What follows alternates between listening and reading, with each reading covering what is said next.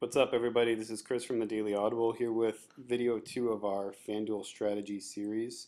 For those of you that don't know me or don't know the Daily Audible, we give out free weekly NFL and college football lineups. We also will start giving out free daily NBA lineups again on October 29th when the NBA season picks back up on FanDuel. Historically, we do pretty well. Our lineups have finished in the money and cash games for 80% of our entries for the NFL, almost 90% for college football, and we were at almost 90% in the NBA cash games last season. So we do pretty well, and everything on the website's free. Check us out at thedailyaudible.com. All right, so I want to recap Week 7. Look at the Week 8 lineups and show you what games we're going to be in at FanDuel on FanDuel this week. So a lot to stuff in. I'm going to try and keep it under 10 minutes, but I do math and code, and I don't really do speaking and videos and things like that. So bear with me as I try and get through this in one take. But okay, so I said that we hit on 80% of NFL lineups. Last week was not one of those weeks. These are the lineups we gave you at the Daily Audible. The Aaron Rodgers lineup is definitely the safest. It finished in the money, and I think almost 90% of the cash games we were in. The Palmer lineup was at almost 80%, despite the Fred Jackson injury in the second quarter. And I mean, really, the Arizona-Oakland matchup kind of ruined our week last week. Coming in, Arizona had given up the most points to opposing fantasy quarterbacks. They were playing at Oakland, and I really felt like, the Dennis Allen departure and the Tony Sparano takeover was going to result in a real turning of the tides for the offense in Oakland, but it didn't happen. Andre Holmes had a drop early on, and they put him they right away took him out of the game. He sat a couple of series, and when he came back in, he was in a rotation with Bryce Butler where he was sitting out, a series at a time. So it didn't work out. It was a bad week, but we'll get back on track this week. So here's our Week 8 lineups. You can find them right on our free lineups, or right on our click free lineups. First thing right here. And there's an article that goes along with our lineups every week as well. Gives you a breakdown of the thought process behind who we're taking. So a quick rundown though. My number one overall player for the week is Matt Forte.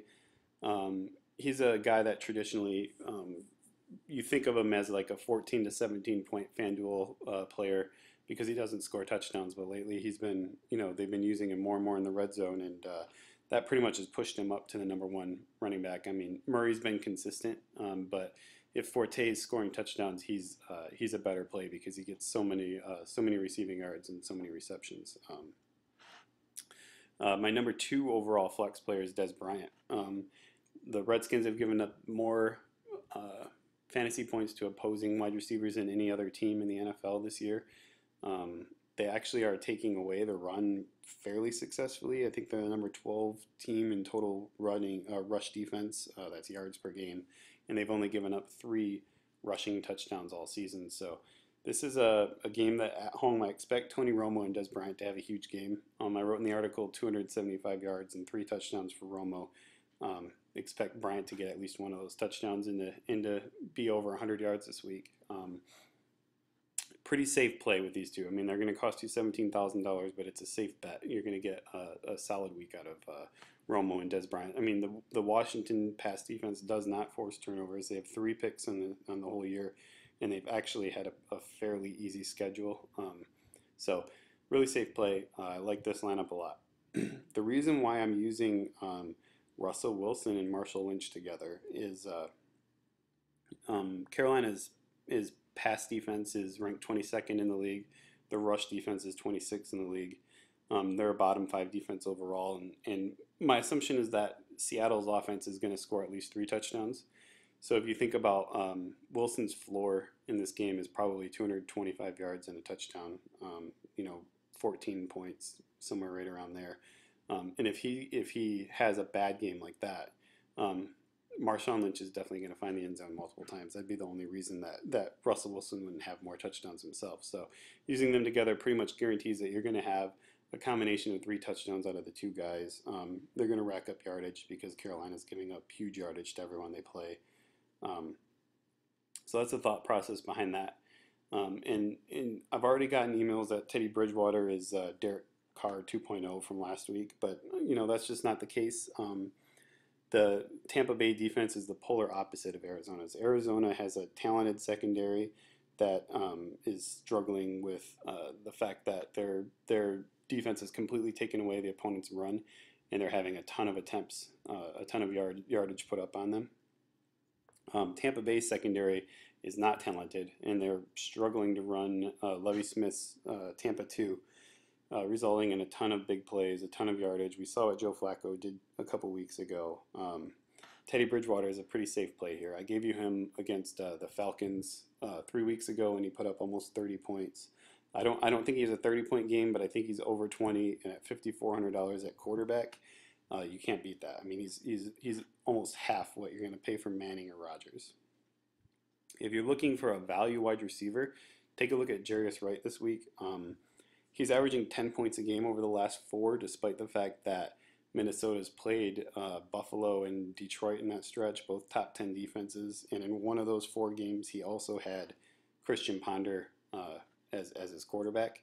Teddy's targeting him heavily. Norv Turner has come out and said that he loves him as a player. He's a guy that is gonna probably see double-digit targets in this game, and he's a pretty safe play. He's probably a 10 to 14 point player this week in Tampa Bay. So at $5,000, he's probably the best 5,000 or below player this week. The best overall value though is his teammate here, Jerick McKinnon. I think he's going to have 100 total yards, probably 4 or 5 catches. So you're looking at a 12 to 14 point minimum output by him. If he finds the end zone, you could be in the 20, 25 point range. So he's a safe play. He's going to get a lot of touches. He's going to get a lot of yards, and he's playing that Tampa Bay defense that I've already said is struggling this season. So at wide receiver, Sammy Watkins and Golden Tate are both top 10 guys for me. They're getting a ton of targets. They both have favorable matchups. New York Jets have been getting torched by opposing number ones all season. And we all know the Falcons' secondary has given up the most total yardage through the air this season. So both guys are going to be heavily targeted. Both guys are going to have a lot of yards this weekend. Both guys are probably going to be top 10 guys. And you're getting them under $7,500. So, I don't see the only player outside of these two that are within $1,000 that I like is Randall Cobb.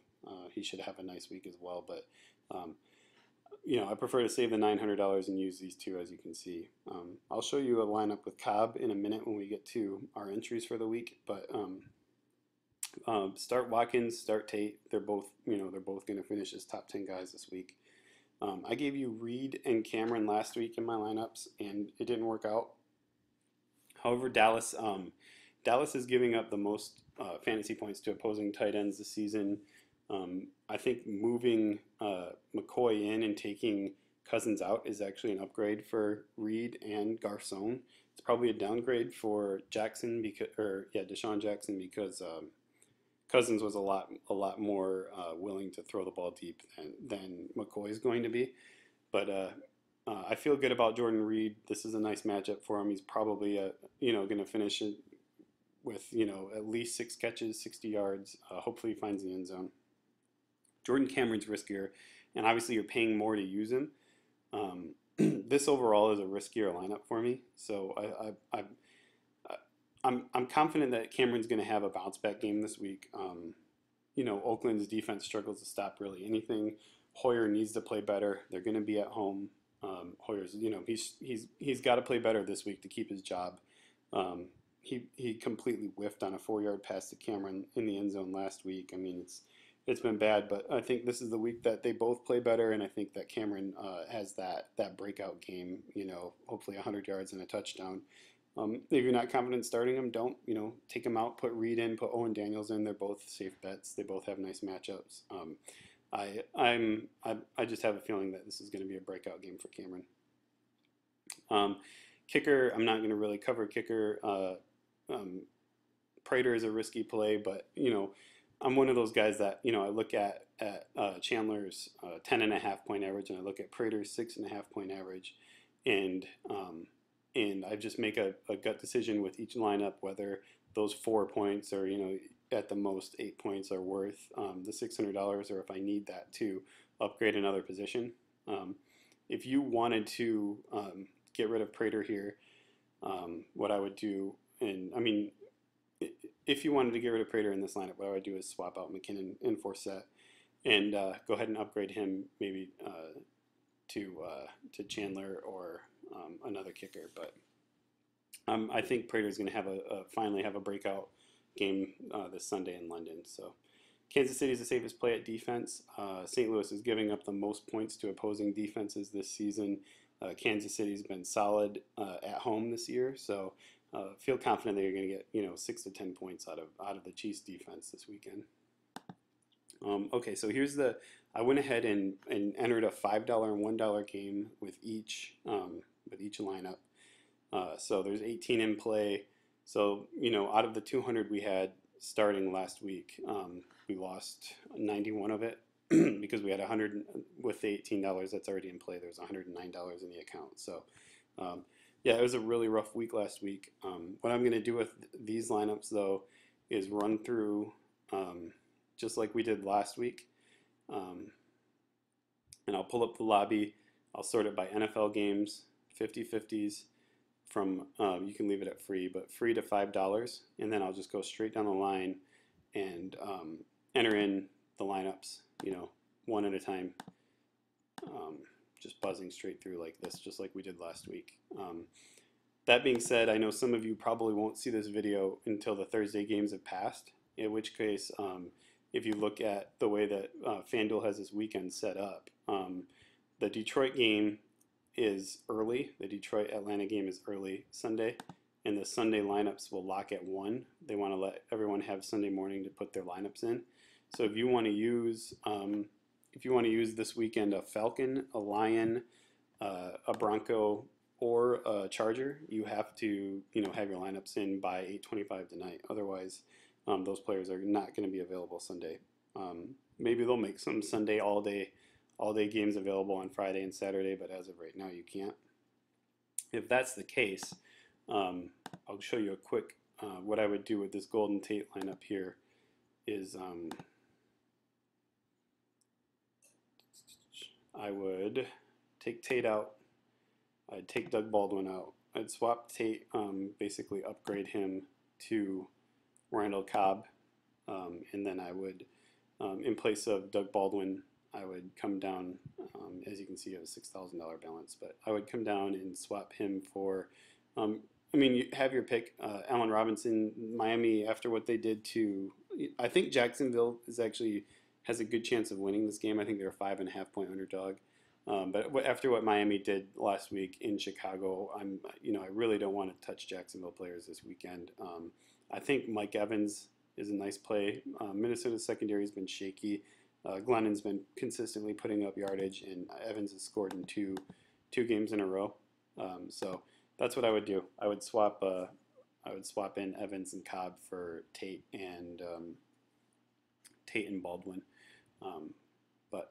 And then with your kickers, just swap your kickers out because it's the only other player that will lock is Matt Prater. So I would, you can make whatever adjustment you need to here to get a different kicker instead of Matt Prater. But so that's what I'm going to do. I won't make you guys sit here and watch me enter all these in, but I'm going to enter in a bunch of $1, $2, and $5 games until this 85 is used up evenly amongst the 3 rosters, and we'll have video 3 come out next Thursday, and we'll recap how this week's lineups did and look forward to week 9. All right, thanks for watching.